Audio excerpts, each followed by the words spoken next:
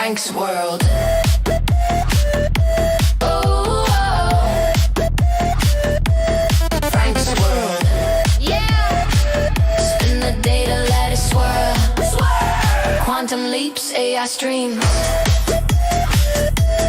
Frank's world. It's the dream.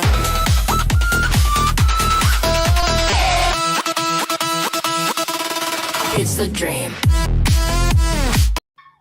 Hello, LinkedIn, Twitch, X, YouTube, Facebook, and now officially Substack. Hi, Substack. Hello out there in Substack land. My name is Frank Lavinia, and with me is Candace Gahuli. I even have a title for you there. Oh, it's very exciting. Fancy, right? Very fancy. Very Almost fancy. like a professional operation. Right? There's my, that's me. And how's it going, Candace? It's going great. Honestly, I'm really excited. We've been, a couple milestones have happened. One of which is the, we just hit 100 subscribers on YouTube, which is really, really gratifying.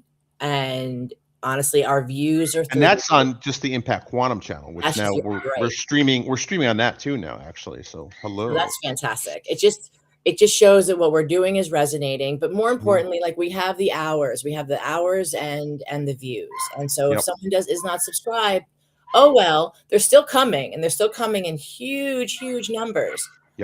So that really makes me feel like we're able to talk to people at a point, where we keep them excited and they want to learn with us. I love that. I think it's awesome. You also have another podcast.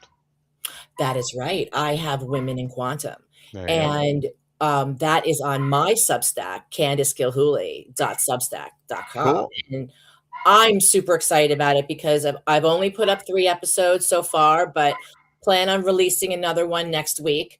I have a couple in the kitty, but honestly, like the most fascinating thing that is happening is that with every woman that I speak to, like genuinely, the first question I ask them is, where are you from? I want to know because it begins to paint a picture of access to information and the culture. And like in 2 weeks, today I spoke to a woman from Tunisia. We're going to be recording in 2 weeks. I'm super excited. Very nice. I spoke to a lady in Russia, from Russia. I spoke to a lady from Egypt, and another lady from Iran. Wow. And it showed me how incredibly global quantum education is. Because everybody left their home country. Every single one of them left and went to not one, not even 2, but legitimately 3 different countries since their home country to continue their master's, into their PhD, into their postdoctoral work. And it's fascinating to find out why they chose what they chose and what opportunities were presented to them. So I think everyone's really going to enjoy the future episodes of Women in Quantum. Yeah, I mean, I've listened to them. I mean, I'm behind the camera, so to speak. So like I do get to listen to them all, and they've been really good.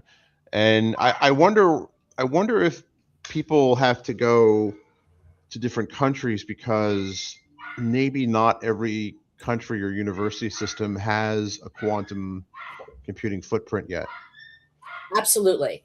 Is that what it is? I mean, and I guess once you've lived in one country, like going to other ones is not that traumatic anymore, And also it's about the country itself. Like if I told you that 3 out of 5 ladies that I spoke to who went to 3 different countries, they all went to Japan. Every last one of them went to Japan. And they actually did their PhD work in Japan. And really? Yeah, and some were in Tokyo, and some were in Okinawa, and some another one was in Osaka. And everybody said the same thing.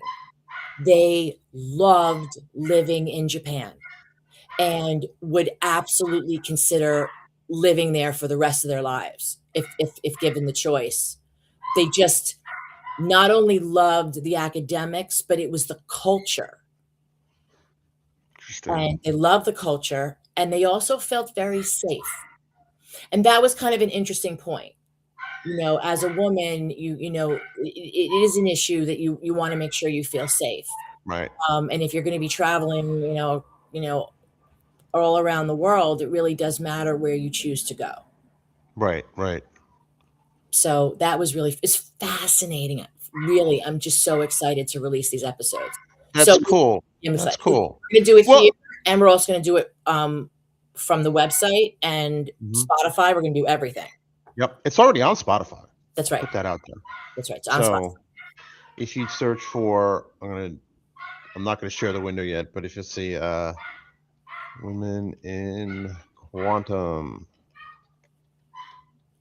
podcast.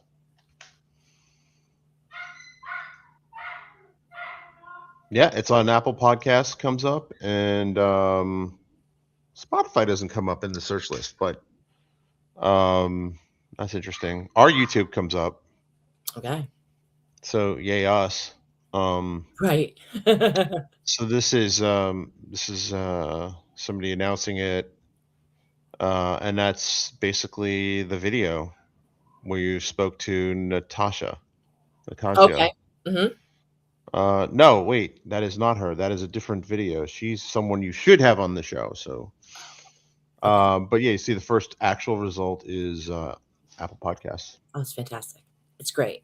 We have I'm no really rating. We have no ratings yet. So if you like it, please, that does help excited. support the show. Rate it, like it honestly, it's been something that I've wanted to pursue legitimately since I was in university. Not the Mhm. idea of it being about quantum, but the idea about focusing on women in technology. Originally, that's what I wanted it to be. So whatever tech I was working on, I wanted to make this happen. And finally, the stars aligned, and I made it happen.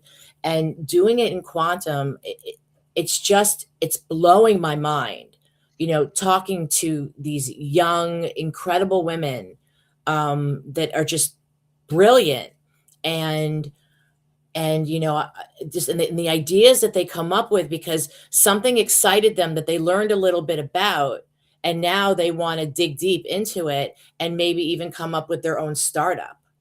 That's So cool. that's cool, you know? Yeah, I think it's going to be a massive, whether it'll be this year or next year, in the next within a reasonable amount of time. I think um, you're going to see a lot of startups get founded, right? And I suspect that you're going to see a fair bit of women start these too, right? Um, is it completely gender parity? No, but I think it's the best it's been certainly in my lifetime, and I doubt before before I was born it was any better, right? So I think it's I don't know, I think it's an exciting time to be in the space. I do too, and there's a lot of room, and like the space is being created from the foundation up. Right. So getting involved now means, you get to be part of what is truly to come. And yeah, I mean, talking about like the gender parity, like it was really interesting. I was speaking to a lady today who, again, was from Tunisia, and she got her PhD in physics in Spain. Interesting. And she said that, you know, when you looked around, there was real gender parity all of a sudden. That it wasn't as bad as it used to be. And it also depends on what countries that this is happening. So, like for her, because the way their school system works, if you score a certain amount on the right test, then you're put immediately into math and sciences, and that is what you're pursuing. Even if Interesting. you wanted to do literature, or you wanted to do history, like you don't have a choice. Interesting. And but then when she looked around and she was at the school for all these really gifted people, she's like, what, half the class was females. Interesting. And that is like an entirely, completely different situation than the lady that I spoke to that's from Iran. Interesting. And what she had to deal with in her culture, and then how it really, really was no parity. So I love it. I love it. And also, because I'm a dual citizen, I love knowing everything that's going on, in America in this regard. And Right. I live in Montreal, Quebec, and I'm also a Canadian citizen, so I want, like, to know everything that's going on here in Canada. Um, and so I'm always very interested when I speak to these women and they've traveled to the US and to Canada, and then find out kind of where did you end up and why. It's always very Right. exciting and interesting, right? I love it. Well, that's cool. And also, I think it also, I think there are a lot of nation states and even local jurisdictions. We'll talk about what's going on in Maryland that are competing for quantum talent because they see that this is going to be the next wave, right? And it's still early enough where you can be a major player, right? So I wouldn't be surprised. I mean, I'll be curious to see, what happens if Japan attracts more women to the space. Then what will that bring about for Japan? I think only good things, really. You know, everybody says that Hmm. the biggest issue is talent. Um, Right. and And brain drain, the risk of brain drain. Correct. Right. Absolutely, right? There was one lady that I spoke to that had an apartment in Chicago, but she couldn't stay because she needed to get another visa, but the visa she had to obtain had to be from outside of the States. And so then she's, like, stuck outside of the States when she has a job. And an Right. apartment. And It just got it can get very, very complicated, right. in that regard. And, but what was really, really interesting is the other day, we're gonna have him on Impact Quantum. I spoke to this gentleman, his name is Hillary, and he is from Nigeria. Now, what is exciting to me about that is that I've spoken to I have a handful of folks that are from Africa, from about 4 different major cities. And the education system is so incredible in these cities in Africa that they are creating incredible, incredible minds, incredible talent, but there's no industry there, right? Right. So there is talent that is happening, and there's a lot of talent that's happening in Africa, and to grab these people that are just brilliant because they want to come to where the industry is, and that means leaving where they are right now. Um, you know the ones that I've met, they've left, and now they're in the UK, Germany, Canada, and the US is kind of what a lot of that kind of ended up in those 4 places, and are just the talent is incredible. The Yeah, talent, no, I that's a good point. And we also spoke to another gentleman. I think it was also Nigeria. That it's our one of our lost episodes, where Jordan, right? We spoke to ah, Jordan, right. and he had a lot of connectivity troubles, and it was just really difficult to edit. So, like, Africa has some serious potential here, and I know that it's either a group or a meetup. One of our was it Clark Alexander? I think he spoke at Alexandria because they Yes. had some kind of a quantum hackathon or Mhm, startup mhm, pitch fest or something like that. So, mhm. I think there's definitely a lot of human potential in Africa. And then, I think again, it's the brain drain, right? Is going to be how do you reverse that? How do you, if not reverse it, pause it at least? Right. I don't think anyone has an answer to that just yet, but I do find it interesting that this is a definitely a more globally distributed game Mm. than say AI is, right? Because Yeah. AI is pretty much a U.S., China, and oh yeah, Europe too, right? And there's been a lot of interesting consequences attached to that, right? Like one of an interesting video that was about Kazakhstan. Mhm. right? So Kazakhstan is in Central Asia, and they were trying to use generative AI to generate videos and characters, and they're not the people there don't look European and they don't look East Asian, right? So the Chinese models don't work, the Western models don't really work. So their government is actually actively kind of creating and training models themselves, with Kazakhstani kind of features and things like that. It's an interesting problem space, because if it's not just visual generative AI, there's also linguistic issues and things like that. There's a lot of, I think, opportunity here, um, for these things to be more widely distributed, right? You hear this term bantied about, digital sovereignty, Right. you know. No, it's true. It just makes me think about the AI and the deep fakes and Hmm. like you know, I'm a doom scroller sometimes at 3 a.m. when I wake up Right. because I'm awake and I need to go back to sleep, but I can doom scroll for maybe 10, 15 minutes and I will go back to sleep. But you know, Which is so a terrible habit, by the way. Do I 100. mean, I Better to noticed read a book. myself. It's better to read a book, honestly. Make your eyes Right. go back and forth like REM. But that Oh, being I said, hadn't thought of that. I just thought about the psychological impact of doom scrolling. but the thing is, I'm doom scrolling. It's like animal rescues. It like all depends on what your Oh, algorithm yeah, is, yeah, right? yeah, Mine yeah. is like animal rescues and things like that. But it was very political. My feed became very political a couple of weeks ago, and I saw something that I forwarded it to my husband so I could show him, and it was this Rachel Maddow report, and it looked real and it sounded real, Oh, and so it was audio visual, it like was audio and visual, and it was like a 10-minute long thing, and I then when I watched it again, I'm like, no, that doesn't feel right. Like that's wrong. Like that's not real because some of that information doesn't actually make sense. That's what's happening." And I right, fell for it, and I was really annoyed, which stopped my doom scrolling for a while, which is pretty good. But but it's true.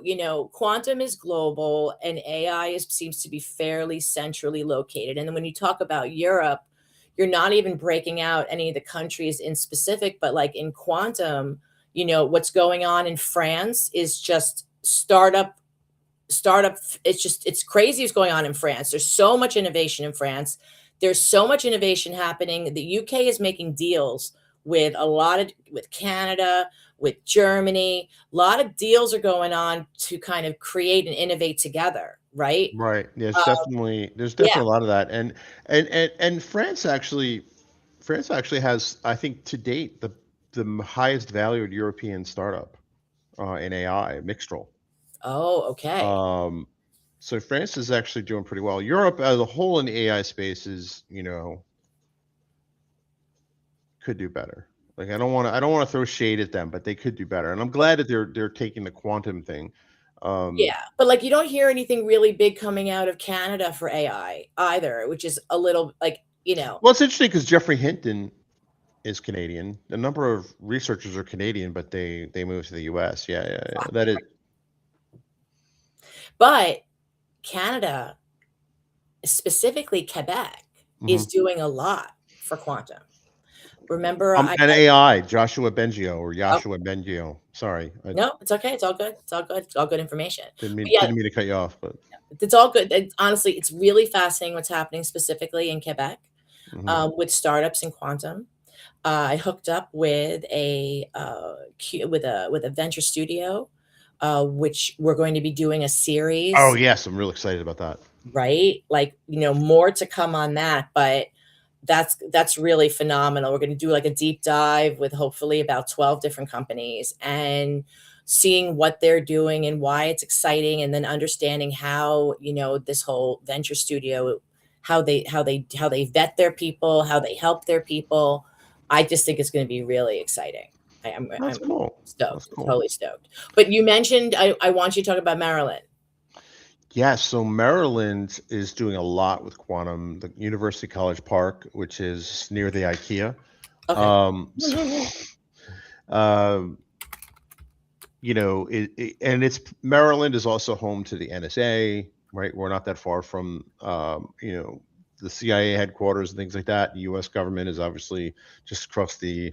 It's not really a state line, but across the border, with Washington D.C. So it makes sense for this area to develop that type of talent pool. There's just an enormous amount of opportunity. I think if anything we've learned from the last, say, 40, 50 years is, we have moved a lot of our technological innovation to Silicon Valley, to Seattle, right? But there's an entire country worth of people who are interested and can do this work, right? Um, one of the how do I phrase this? Annoyances I had when I worked for Microsoft was the assumption that everything had to happen in that time zone, Okay. right? And it wasn't really obvious, but it was definitely kind of there was a clear bias to, engineering happening there, right? And I understand there's reasons for that, but the whole idea is innovation can happen anywhere, right? This is not, you know, and you're seeing I think a lot more of that. I think the pandemic really changed the notion of place. um and you know I mean I live kind of close to Baltimore, kind of close to DC, but it's definitely, I live in a rural community that is slowly transitioning. There's actually a robotics center up in the county seat here. um so good on them for making that happen.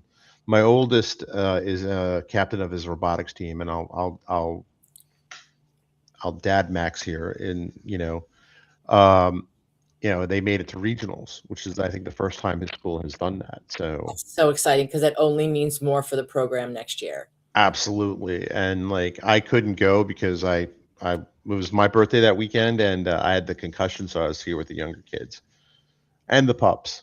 And So pups. this is why I don't doom scroll animal stuff, because I already have 6 dogs. So again, At least all my stuff is about them saving animals. So okay, well that's good. I That's love good. that I don't know, it's all about saving them. And I'm like, one day I'll have some kind of rescue where I can save two.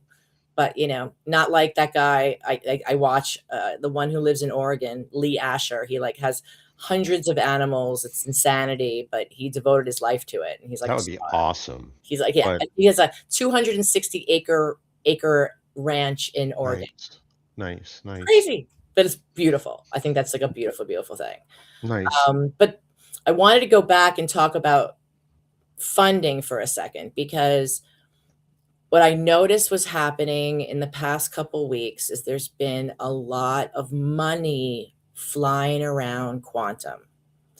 Yes, yes. There's been a lot of big deals flying around. Like not big kind of Sam Altman level deals, but big enough to make you wonder, like, what is going on here? Tell me about that.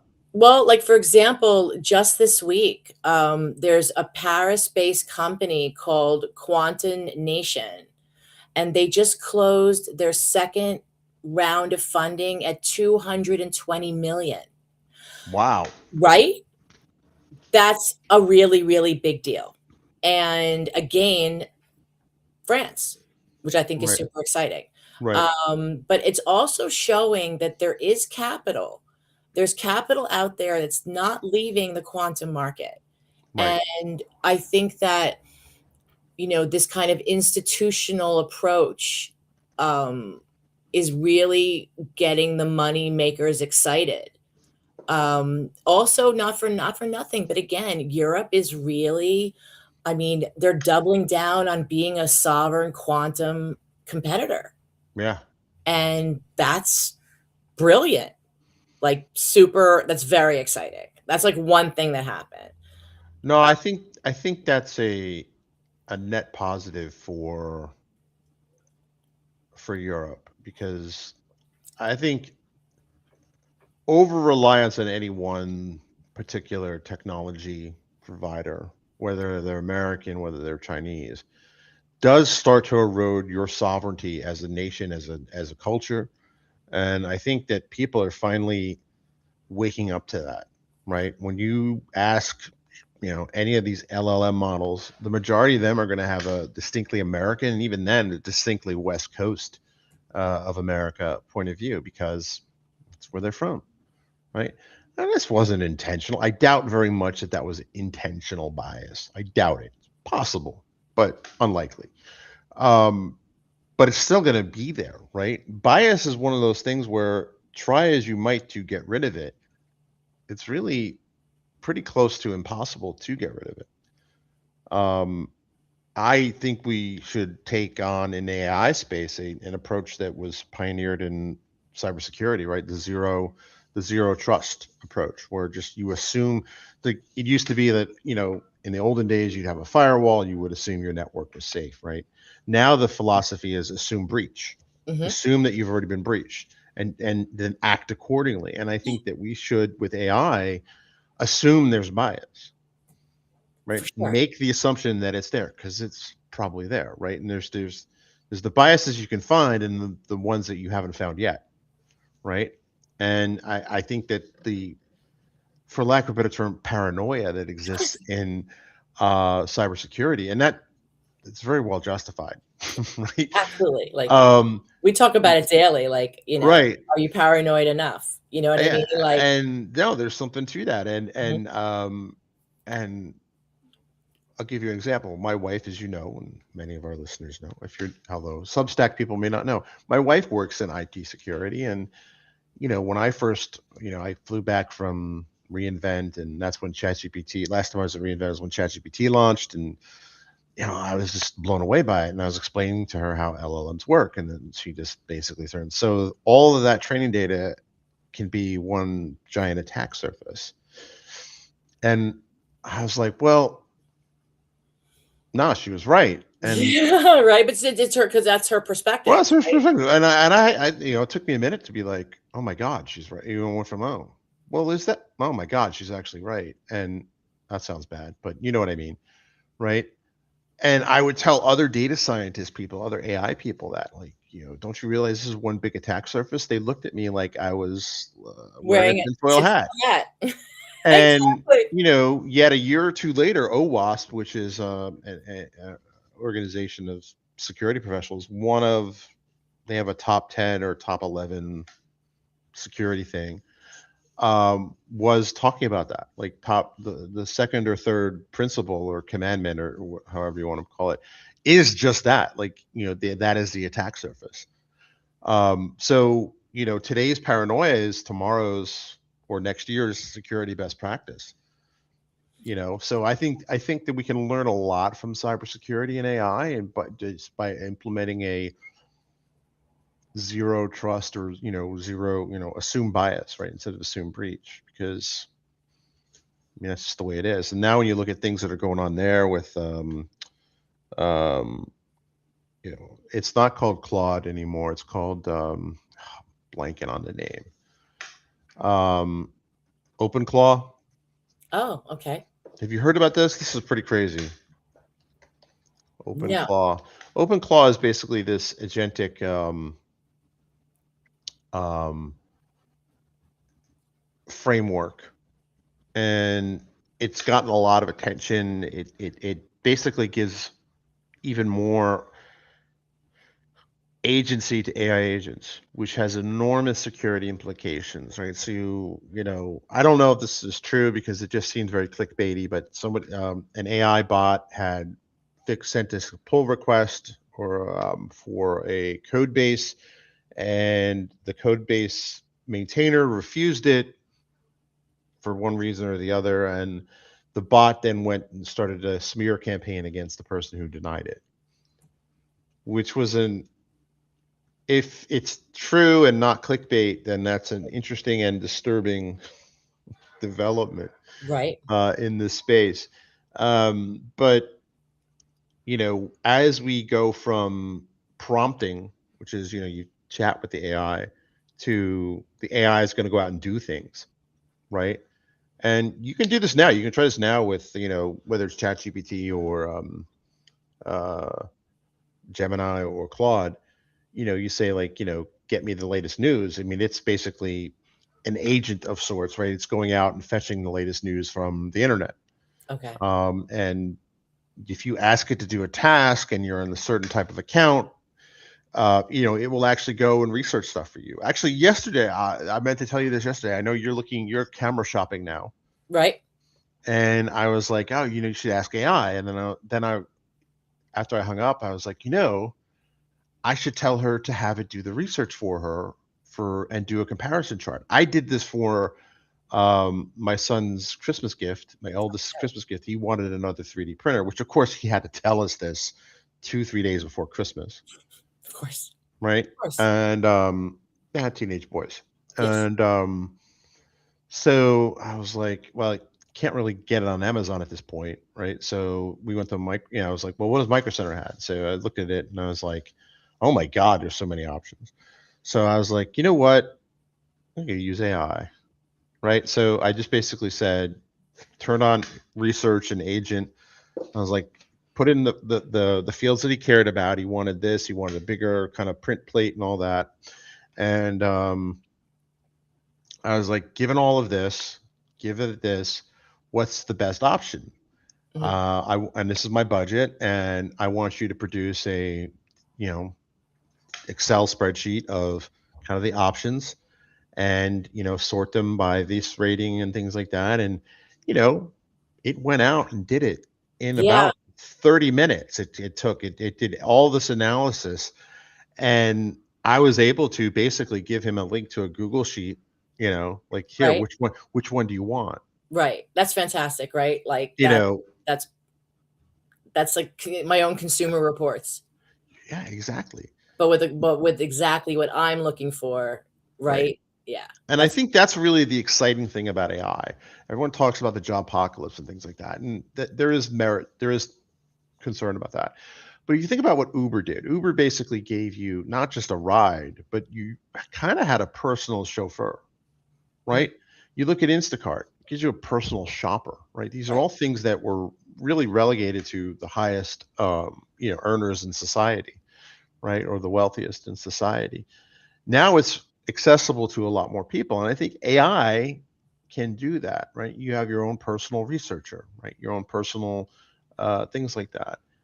I think that's an interesting concept. Now, tying that back into, concerns about bias and things like that. I mean, if I ask OpenAI, like, what's the best LLM for me to use for a particular project, I doubt very much it'll suggest anything other than, right? Right.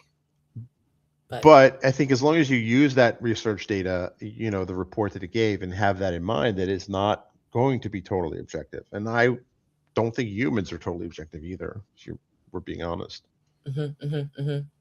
Absolutely. Absolutely. So we've covered a lot of good stuff. We've covered a lot. We bounce around. That's ADD in action, I suppose. But yeah, no, I think it's good. I'm happy that we can stream now on Substack. Yeah. And I'm excited. Be sure to like, share, follow, subscribe, all that stuff. And I will also make sure, Candace, that you have the raw video file that you can post to your Substack for this. I know, fancy, right? Right. And then maybe they make it easy. They do, really, yeah. And I can also see what I can do in regards to automating that process, because I'm telling you, man, this vibe coding thing, there are flaws with it. It's not perfect. It's not replacing things. But if you look at what you and I've built since like November, December, what I've been able to still do, even with a concussion, right? I mean, it's impressive. Absolutely. Absolutely. You haven't, even when that happened, right? You didn't have to slow down. Well, you did have to slow down. I didn't have to slow down, but I had to. Automated like crazy, and you really got the whole process down pretty quick. Right. It moves pretty quickly now. So it does, yeah. That's important. right? It really saved us.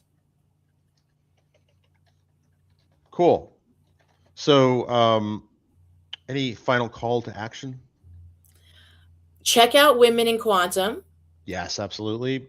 Go to whatever you're listening it to, whether it's Spotify, Apple Podcasts, or wherever. Rate it, 5 stars if you like it, and tell your friends about it. And if you want to be a guest on it, you're not that hard to find, Candace. No, I got a great name. Gil Hooley. I mean, come on. You Right. can't make it up. There's so many letters and they're all doubled. So you can find me LinkedIn, Substack, your Facebook. You're not going to find me on X. I'm not that fancy. I mean, I've had an account, but I just can't deal with it. So, but otherwise I'm pretty easy to find for sure. And you can always go to impactquantum.com. Totally fair. You can find you there too. All right. So with that, I don't have a new outro graphic. Maybe I can have AI do that. All right. So with that in mind, I'm going to play the old outro graphic and welcome everyone to, our live streams on Substack. Yeah. Cool. All right. Bye. Thanks, Candace. It's great. Be good.